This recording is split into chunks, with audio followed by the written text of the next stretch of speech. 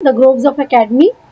आज हम लोग बेसिस स्टार्ट कर रहे हैं। एसिड्स अच्छे से खत्म हो गया। बेसिस क्या होता है ये बेसिक मैंने इस वाले वीडियो में बता दिया है, आप वो वीडियो देख लीजिएगा। आज हम लोग डायरेक्ट जाते हैं केमिकल रिएक्शंस के ऊपर, जो कि आपको बहुत कंफ्यूजन होता है। इस वीडियो में हम लोग कवर करेंगे 4 types of reactions base prepare करने के लिए। पहला है direct combination of metal and oxygen, दूसरा है action of water on metallic oxide, तीसरा है action of water on metals and fourth is action of water on ammonia. So let's get started. First method है direct combination of metal and oxygen.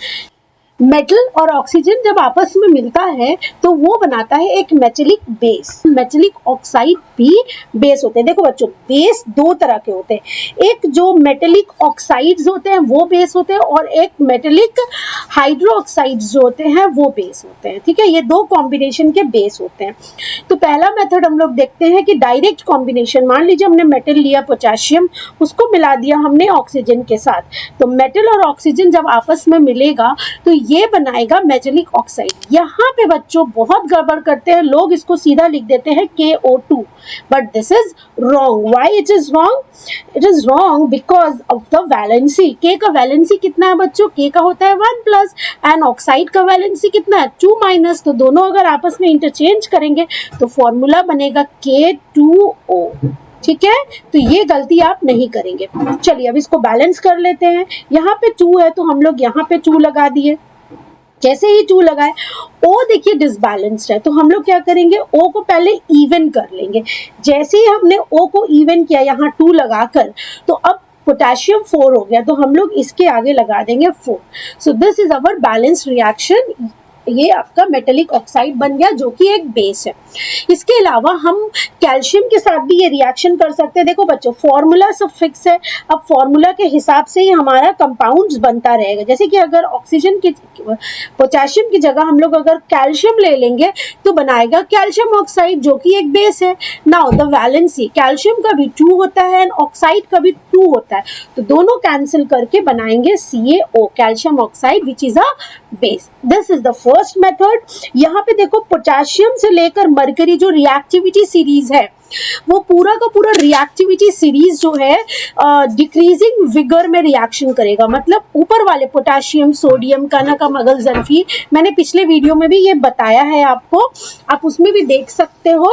और reactivity series के according ये react करता है। ऊपर वाले जो कनक मतलब कि potassium, sodium, calcium vigorously react करेंगे।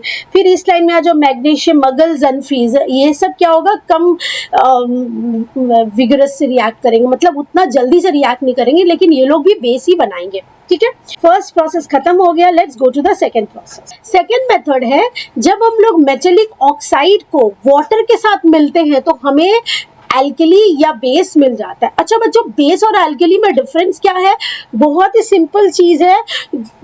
वाटर सॉल्युबल जो भी बेस, वाटर सॉल्युबल बेस, अगर कोई भी बेस जो वाटर में सॉल्युबल होगा ना, उसको हम लोग बोलेंगे एल्कली। ठीक है, water soluble bases are called alkali. Now अब एल्कली हम लोग बनाएंगे मेटेलिक ऑक्साइड को। जब हम लोग वाटर से मिलाएंगे तब क्या बन के आएगा हमारे पास? कोई सा भी वाटर सॉल्युबल, जैसे पोटेशियम ऑक्साइड, सोडियम ऑक्साइड और कैल्शियम ऑक्साइड। चलो तीनों रिएक्शन देख लेते हैं। जब हम लोग K2O पोटेशियम ऑक्साइड को वाटर से मिलाएंगे तो ये बना के देगा हमें potassium hydroxide. Now again the valency things comes, K का होता है 1+ एंड हाइड्रोक्साइड का होता है 1-। तो दोनों आपस में इंटरचेंज करके फॉर्मूला बना लिया KOH, पोटेशियम हाइड्रोक्साइड। वही बात करें सोडियम भी, तो सोडियम का भी वैलेंसी 1 होता है। तो अगर सोडियम ऑक्साइड को वाटर के साथ मिलाएंगे तो ये बनाएगा NaOH, सोडियम हाइड्रोक्साइड। लेकिन अगर हम लोग कैल्शियम ऑक्साइड लेंगे जिसका फॉर्मूला है CaO, इसको अगर हम लोग वाटर के साथ रिएक्ट कराएंगे ना बच्चों, तो ये जो कैल्शियम हाइड्रोक्साइड बना के देगा। अब कैल्शियम का वैलेंसी कितना होता है? 2+ होता है। तो कैल्शियम का 2+ एंड हाइड्रोक्साइड का 1, दोनों आपस में इंटरचेंज करेंगे। Ca को मिल गया 1 एंड हाइड्रोक्साइड को मिल गया 2। So our formula is calcium hydroxide and ये जो तीनों बनकर हमारा आया, these are all alkali. So this is also method of preparation. हमारा सेकेंड मेथड खत्म हुआ जो मेटेलिक ऑक्साइड के साथ वाटर मिलाने से एल्कली बनता है। थर्ड मेथड है हमारा, कोई भी मेटल जो हमारा कानाका मगलजनफी जो सारा रिएक्टिविटी सीरीज के एलिमेंट्स हैं वो सारे हमारे वाटर के साथ मेटल सारे वाटर के साथ मिलकर बेस बनाते हैं। अब यहाँ पे भी देखो स्टेप्स बाय स्टेप्स कैसे चेंज होगा। जो पहले तीन है कानाका, जब ये वाटर के साथ मिलेंगे तो हाइड्रोजन डिस्प्लेस कराएंगे, हाइड्रोजन बनाएंगे और साथ में एल्कली बनेगा फ्रॉम कोल्ड वाटर। बट जैसे जैसे हम लोग नीचे आएंगे magnesium, aluminium, zinc and iron में, मगलजनफी में, तो यहाँ पे हाइड्रोजन तो डिस्प्लेस होगा लेकिन स्टीम से डिस्प्लेस होगा एंड ये बनाएंगे मेटेलिक ऑक्साइड। क्योंकि शुरू मैंने बताया कि दो तरह के बेस होते हैं, ऑक्साइड भी बेस होते हैं, हाइड्रोक्साइड भी बेस होते हैं। तो क्योंकि रिएक्टिविटी सीरीज में उनका रिएक्टिविटी नेचर कम हो रहा है, दैट्स वाई प्रोडक्ट भी चेंज हो रहा है एंड कंडीशन भी चेंज हो रहा है। चलिए कोई एक देखते हैं, सोडियम के साथ देखते हैं। सोडियम जब हमारा वाटर के साथ मिलेगा, metal plus oxygen gives base and hydrogen. तो बेस क्या बनाया हमारा, NaOH, और साथ में लिबरेट करा के देगा हमें हाइड्रोजन गैस। ठीक है, अगर आप कैल्शियम लोगे तब क्या होगा, जब कैल्शियम आपका वाटर के साथ मिलेगा तो ये बना के हमें देगा calcium hydroxide CaOH whole twice और साथ में हाइड्रोजन गैस लिबरेट करा के देगा। बट यहाँ कैल्शियम हाइड्रोक्साइड, क्योंकि कैल्शियम का वैलेंसी 2 है इसलिए ये बना। चलिए बैलेंसिंग देख लेते हैं। हमें दिख रहा है H यहाँ पे 2 है, दैट्स वाई हमें पूरे रिएक्शन में 2 देना पड़ेगा। यहाँ पे हमने 2 दिया, अब H हो गया टोटल 4, तो हमने यहाँ पे 2 दे दिया। 4 कैसे, 2 इधर एंड 2 इधर, तो यहाँ हमने 2 दे दिया, ये बैलेंस हो गया। फाइनली Na को हमने दे दिया। Now the reaction is balanced. अब कैल्शियम और वाटर जब करेंगे तो इसको भी चलिए बैलेंस कर लेते हैं। 2H 2OH, तो यहाँ पे 2 दे देंगे, बस रिएक्शन बैलेंस्ड हो गया। ये हो गया ऊपर वाले जितने हैं उनके बारे में बात करें। मगलजनफी के बारे में बात करें तो जब मान लीजिए हमने मैग्नीशियम का लिया, तो मैग्नीशियम जब आपका वाटर के साथ मिलेगा तो भी बेस बनाएगा, लेकिन वो बेस दूसरे टाइप के होंगे। वो कैसे होंगे, मेटेलिक ऑक्साइड, मतलब MgO प्लस हाइड्रोजन गैस। ठीक है, अच्छा।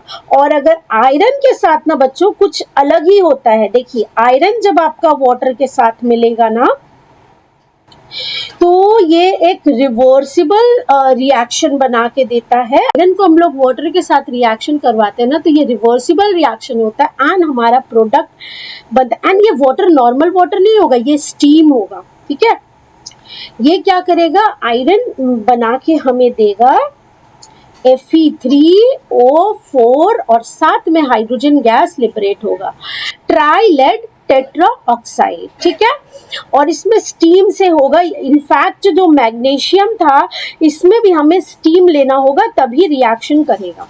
ये हो गया हमारा नेक्स्ट थर्ड मेथड।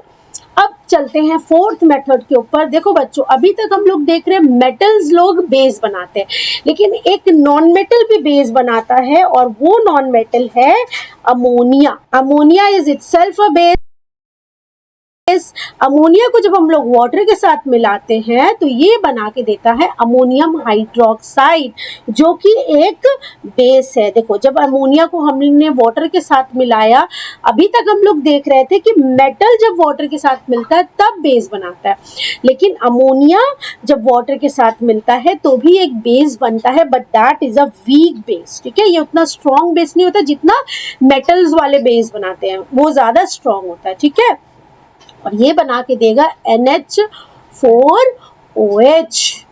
ठीक है, तो this is our base. Ammonium hydroxide is a weak base. तो हमने आज 4 मेथड खत्म किया। वीडियो पसंद आ रहा है बच्चों तो लाइक कर दीजिए और अपने फ्रेंड्स के साथ शेयर कर दीजिए।